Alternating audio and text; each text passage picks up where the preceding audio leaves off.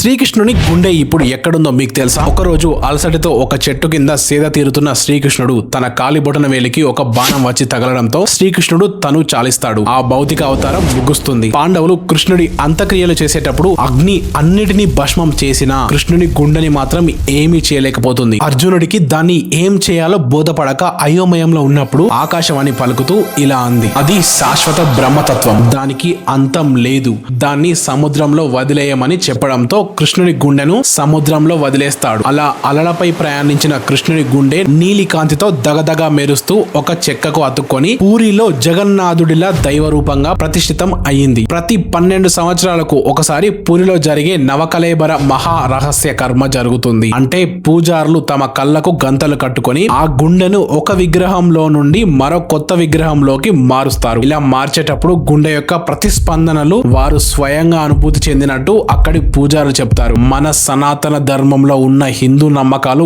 ఊరికే చెప్పబడలేదు. ఒళ్ళు జలజలిస్తుంది కొన్ని విషయాలు తెలుసుకుంటే. జై శ్రీరామ్.